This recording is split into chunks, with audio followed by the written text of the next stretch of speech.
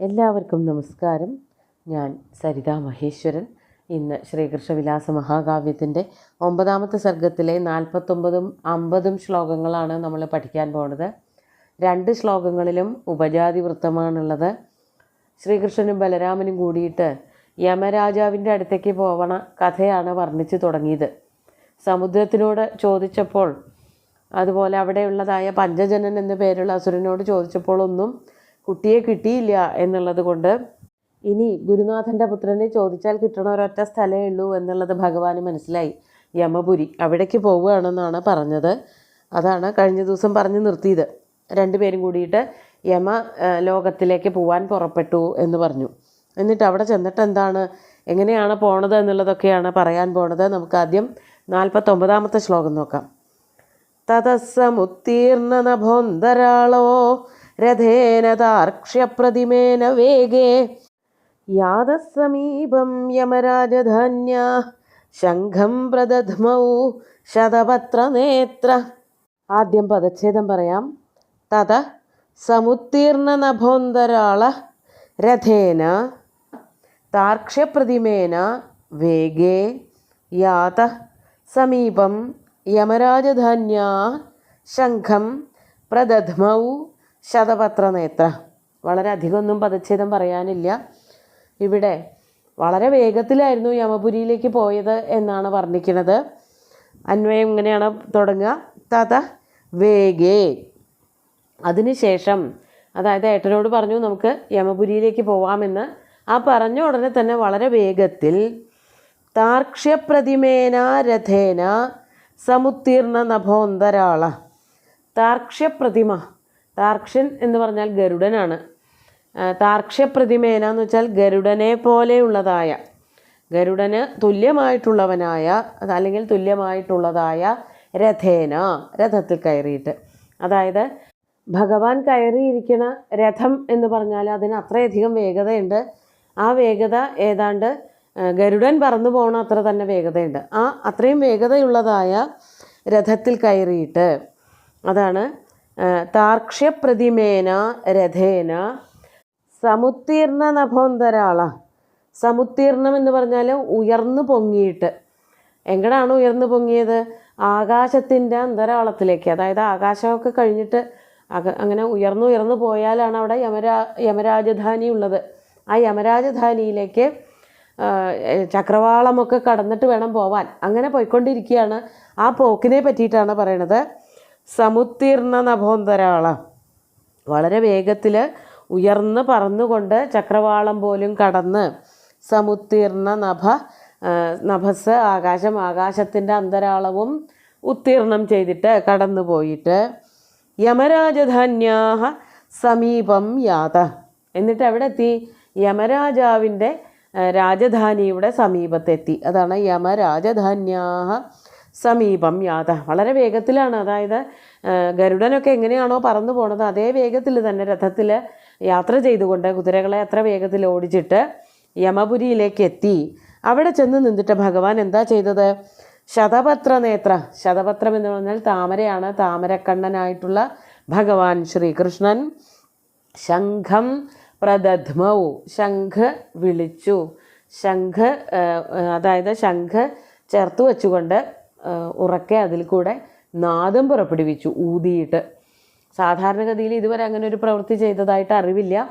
ശംഖ് കിട്ടിയത് പഞ്ചജനൻ എന്നു പേരുള്ള ആ അസുരൻ്റെ ഗൃഹമായിരുന്നല്ലോ. അതാണ് ശംഖിൻ്റെ ആകൃതിയിലുള്ള ഗൃഹത്തിലാണ് പഞ്ചജനൻ എന്നു പേരുള്ള അസുരൻ താമസിച്ചിരുന്നത് എന്ന് മുമ്പ് പറഞ്ഞു.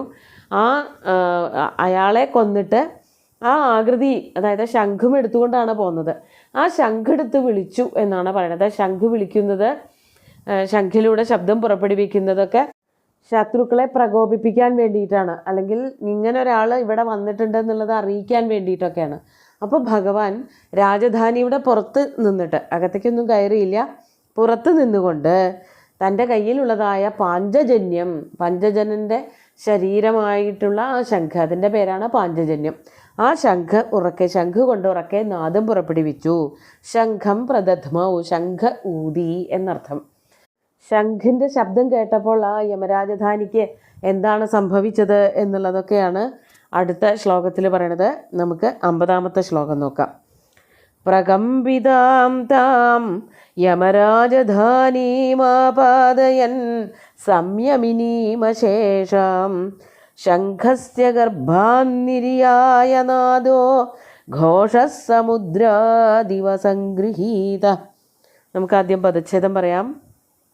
പ്രകമ്പിതാം താം യമരാജധാനീം ആപാദയൻ സംയമിനീം അശേഷാം ശംഖസ്യ ഗർഭാത് നിര്യായ നാദ ഘോഷ സമുദ്രാത് ഇവ സംഗൃഹീത.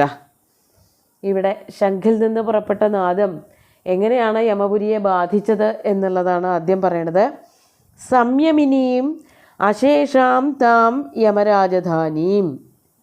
സംയമിനി ആയിരുന്നു ആ യമരാജധാനി. സംയമിനി എന്നുള്ളത് കൊണ്ട് ഒരു അനക്കവും ബഹളവും ഒന്നുമില്ലാതെ ശാന്തമായിരുന്ന, സംയമത്തോടുകൂടി അടങ്ങി ഒതുങ്ങിയിരിക്കുകയായിരുന്ന യമപുരിയിലെ ആ രാജധാനി, യമരാജാവിൻ്റെ രാജധാനി.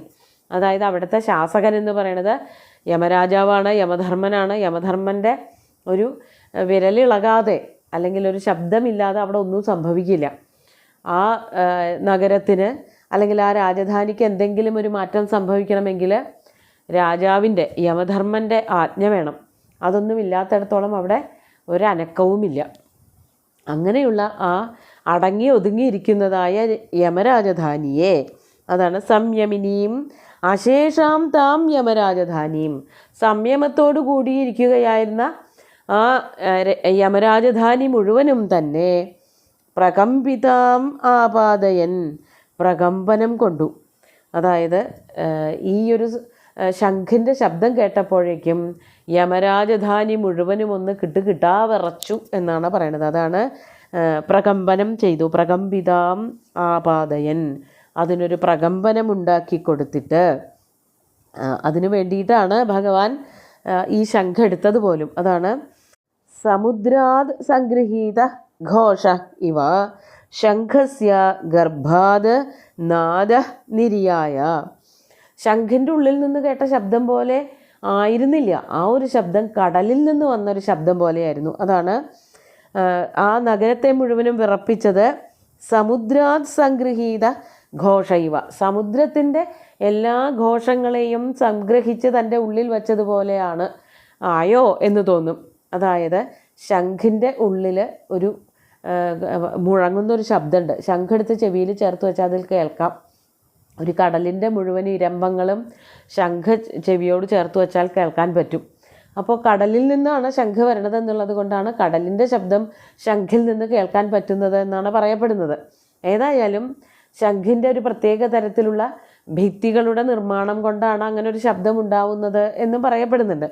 എന്തായാലും ശംഖിൽ നിന്ന് പുറത്തേക്ക് വന്നതായ ഒരു ശബ്ദം എന്ന് പറയുന്നത് സമുദ്രത്തിൻ്റെ മുഴുവൻ ശബ്ദം, അതായത് സമുദ്രത്തിൻ്റെ ശബ്ദങ്ങളുടെ ആകത്തുകയായിരുന്നു. അതിൽ പലതരത്തിലുള്ള മൃഗങ്ങൾ അല്ലെങ്കിൽ മീനുകൾ, ജീവികൾ പലതും ഉണ്ടാവും, ചെടികൾ പലതിൻ്റെ ശബ്ദങ്ങളും ഉണ്ടാവും.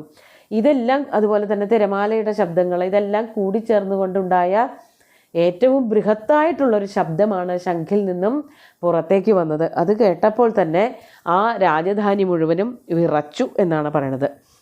അതാണ് സമുദ്രാത് സംഗൃഹീത, സമുദ്രത്തിൻ്റെ എല്ലാ ശബ്ദങ്ങളെയും സംഗ്രഹിച്ചുകൊണ്ടുള്ള ഒരു ശബ്ദം. ഘോഷഹ ഇവ, അങ്ങനെയുള്ളൊരു ശബ്ദമാണ് ശംഖ തൻ്റെ ഉള്ളിൽ സൂക്ഷിച്ചു വച്ചിരുന്നത് എന്നതുപോലെ. ശംഖസ്യ ഗർഭാത്, ശംഖിൻ്റെ ഉള്ളിൽ നിന്ന്, ഗർഭം എന്ന് പറഞ്ഞാൽ ഉള്ളിൽ നിന്നും, നാദ നിര്യായ, വലിയൊരു നാദം, അത് ശംഖിൽ നിന്ന് ശബ്ദമുണ്ടാക്കിയത് ആരാണ് എന്നുള്ളതും നോക്കണമല്ലോ. ഭഗവാന്റെ ശംഖ് വിളിക്കൽ, ശംഖ് ഊതലും കൂടി ആയപ്പോൾ അത് വലിയൊരു ശബ്ദമായിട്ട് യമരാജധാനിയെ മുഴുവനും ഇളക്കി മറിച്ചു, പേടിപ്പിച്ചു എന്നർത്ഥം. അതാണിവിടെ ഉണ്ടായത്. എന്നിട്ട് അത് കേട്ടിട്ട് യമരാജാവ് എന്താണ് ചെയ്തത് എന്നുള്ളതൊക്കെ അടുത്ത ശ്ലോകത്തിൽ കവി വർണ്ണിക്കുന്നുണ്ട്. നമുക്ക് ഈ 2 ശ്ലോകങ്ങളും ഒന്നുകൂടി ചൊല്ലി നോക്കാം. തതസ്സമുത്തീർണ നഭോന്തരാളോ രഥേന ദാർക്ഷ്യപ്രതിമേന വേഗേ യാതസമീപം യമരാജധാന്യാഃ ശംഖം പ്രദധ്മൗ ശതപത്രനേത്ര. പ്രകമ്പിതാം താം യമരാജധാനീമാപാദയൻ സംയമിനീമശേഷാം ശംഖസ്യ ഗർഭാന്നിര്യായ നാദോ ഘോഷസമുദ്രാദിവ സംഗൃഹീത. സുന്ദരമായിട്ടുള്ള 2 ശ്ലോകങ്ങളും ഭഗവാന്റെ കാൽക്കൽ അർപ്പിച്ചുകൊണ്ട് ഗുരുവായൂരപ്പനെ സാഷ്ടാംഗം നമസ്കരിച്ചുകൊണ്ട് എല്ലാവർക്കും ശുഭദിനം നേർന്നു നിർത്തട്ടെ. നന്ദി.